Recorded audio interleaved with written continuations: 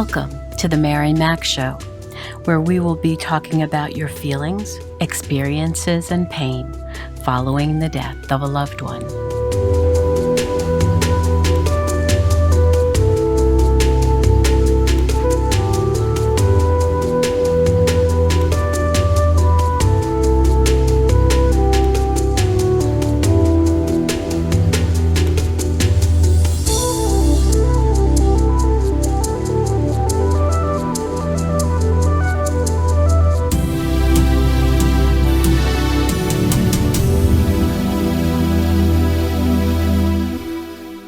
Good morning, good afternoon, good evening. Wherever you find yourself in this entire world, I welcome you. How are you doing, my friend? My warrior. I trust you are well and safe. Yes, I call you my warrior because that's what you are. You are living through a very difficult time in your life and doing the best you can to keep moving forward and to keep yourself in the best positive state. I always encourage you to write 5 things each night that you are grateful for in your gratitude journal. Now, if you aren't sure what a gratitude journal is or why I encourage you to use one, listen in to episode 1 of this podcast, which will explain all about it. But today, I want to talk to you about something you might find a bit strange: the gift of intolerance. Now, that title might have piqued your interest because we are usually taught we should be tolerant of so many things. Tolerant of the annoyances of everyday life, tolerant of organizations which we don't believe in, tolerant of people who harm us or insult us with no concern for our feelings. What I'm talking about is how much energy it takes to be tolerant of things that harm us emotionally and perhaps physically after we've experienced a loved one's death. Often, we hold our tongue and put up with these people's actions and statements because we are expected to by others, whether they are family or friend. And when we do, we harm our physical bodies and minds, holding in the injustice to our souls, which can fester and produce illnesses. When we tolerate those who don't do well by us, dis-ease is created in our bodies, leading to sicknesses we don't need. Our stomachs turn in knots, we get headaches, our level of anxiety and stress rise, and we become enraged and want to scream back. Our whole system is upset, and we are not at peace. It can be as simple as your parent wondering out loud why you are so upset over the suicide death of a friend. After all, they weren't related to you. Your anger builds up because you can't understand how ignorant she could be. Doesn't she know how much you cared for him? Doesn't she know how much pain you were in? And she wants you to act exactly like you did before they took their own life. How can you not be different? You loved them. They understood you.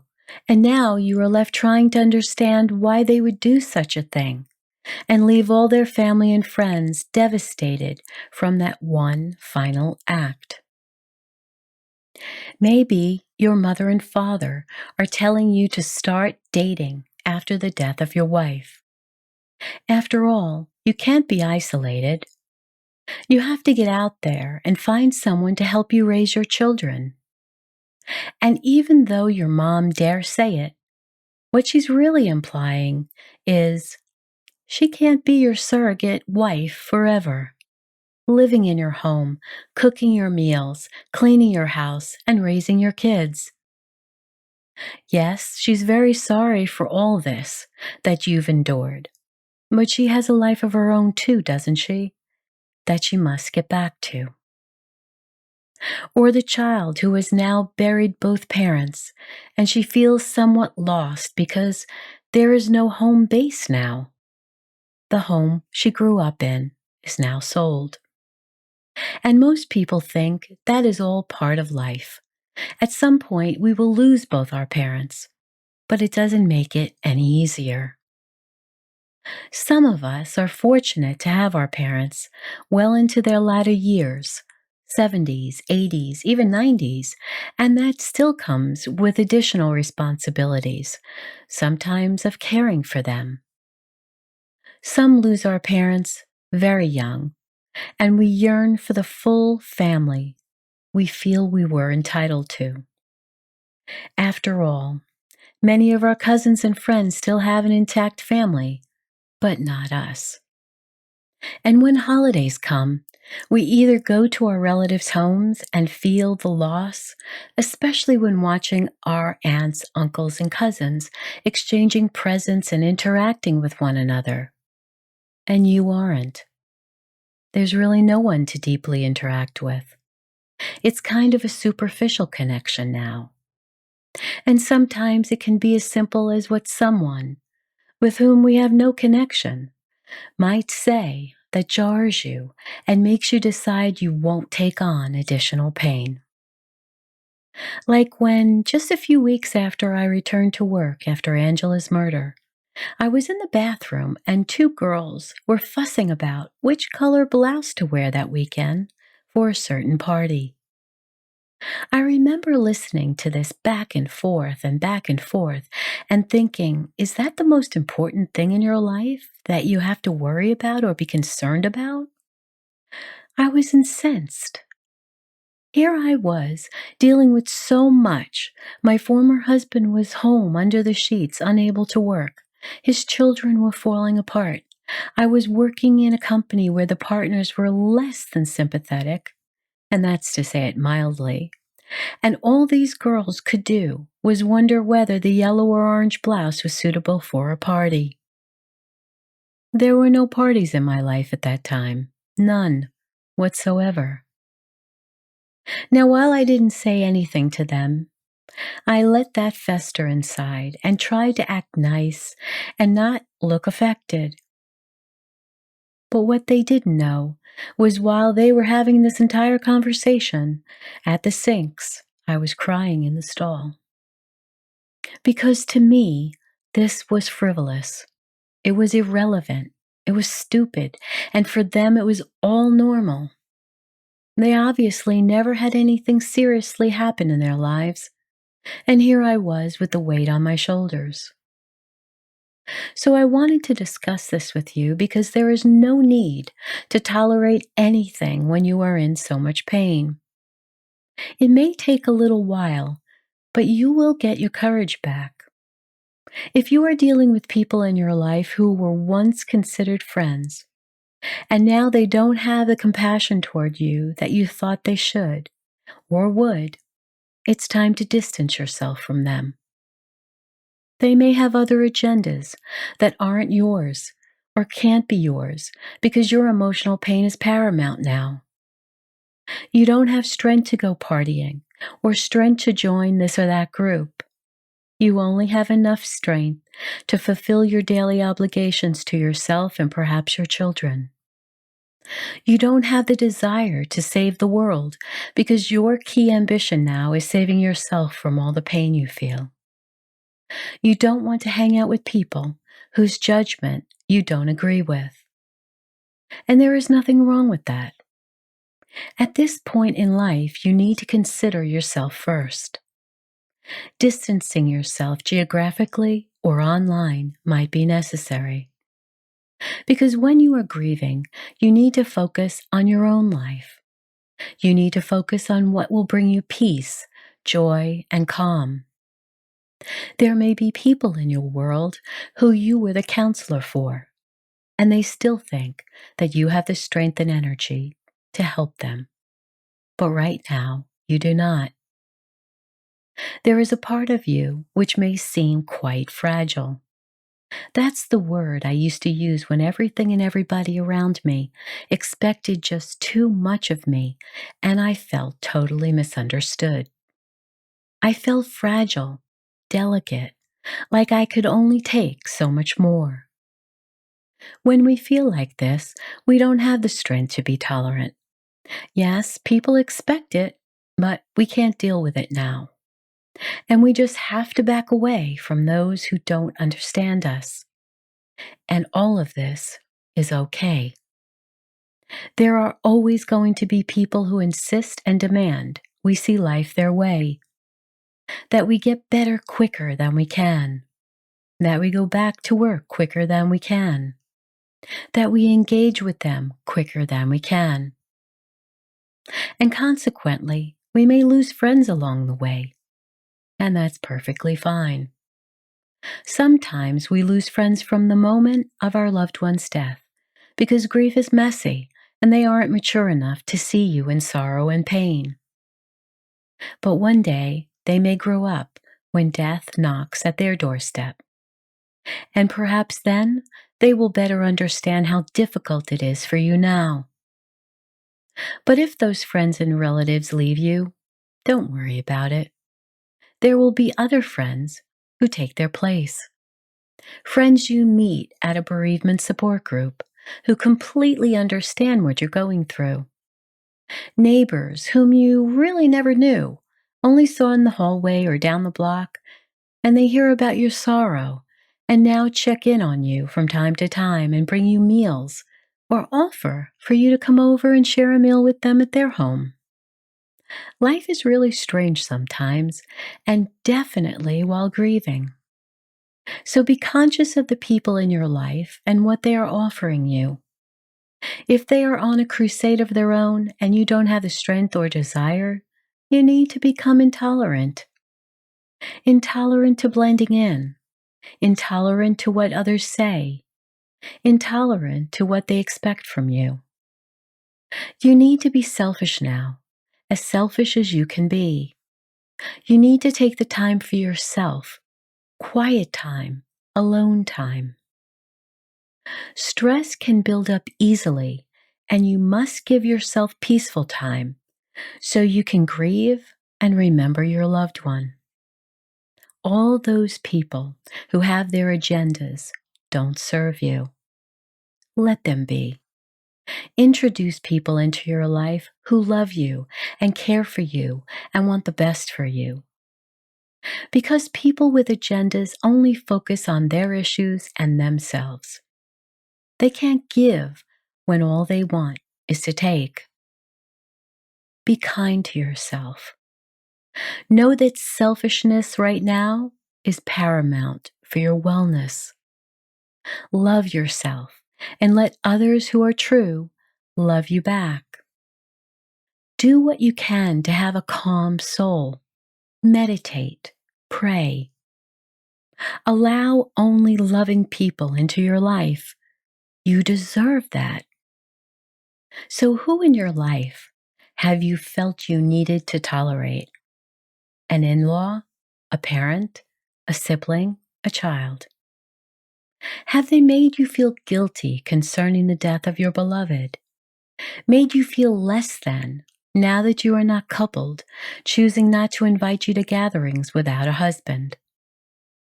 Who is making more stress and anxiety for you than you deserve?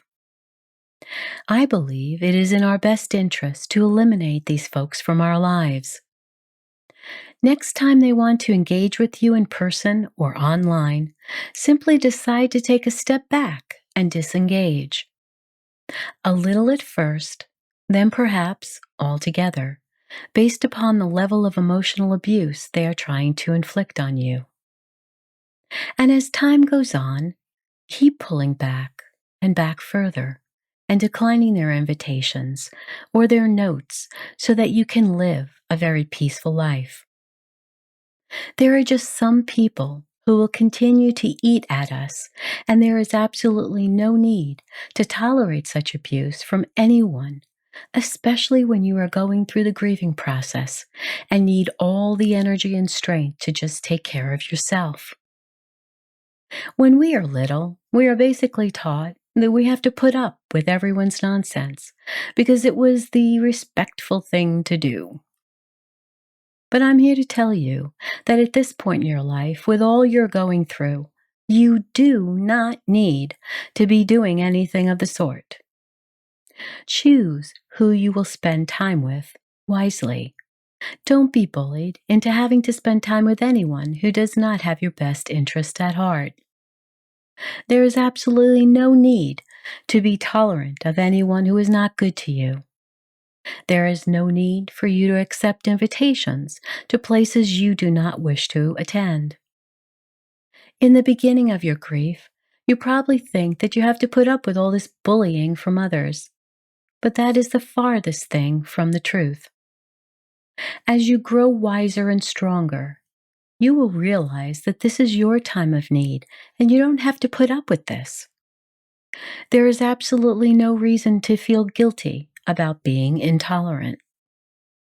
You might have been raised to believe that you're supposed to tolerate everything and everyone, but when you feel so badly and when you are suffering after the death of a person you love deeply, you don't have the strength or energy, or the desire, for that matter, to become tolerant of anyone or anything that is not serving you and helping you at this moment, no matter how old they are, what relationship they have with you, what their views are, especially if they are counter to yours. Perhaps they don't believe in God and you do. There is no need to waste time with someone who has decided they want to sway you away from your religious beliefs because they have no relationship with God. If the friends you hung out with are trying to convince you to do drugs again with them because it will ease your pain now, you would do well to release them from your life, since masking the pain with alcohol and drugs only provides addictions and trouble you don't need now. You've got plenty of sorrow all on your own. No need to allow those folks into your life to temporarily fix your pain, but get you hooked long term, giving you even bigger problems. You absolutely have the right to say no. Please, please remember that. So this week, I would like you to sit down and start to look at all the relationships in your life, whether they are person to person, whether they're online, or whether they're on social media, and really consider who in your life is for you. Who in your life actually celebrates you, wants the very best for you, and loves you dearly. Then weed out the people who you feel you've been tolerating. Maybe at first it's just declining invitations, or maybe it's not answering every single social media post that they send your way, or every text that you receive. Maybe it's just realizing that you need more quiet time for yourself, and you don't need to accept every invitation or every phone call when it comes in. Yes, you can actually let it go to voicemail. There's nothing written in stone that says you must pick up the phone when it rings. You can always listen to that voice message later on. Your time is valuable right now, and your soul must be as calm as it can be for you to live through such pain and sorrow. You already know that life is very short, too short to be tolerant of those who waste your time and are the takers of the world. Even if you settle in on a very short list, like I have, you will feel more at peace and enjoy your time with the givers of the world. And I can't think of a better wish for you. So now it's time to get up and dance, dance, dance. Wiggle and move your body. Sway back and forth. I know it might seem wacky, but just do it for me anyway, okay?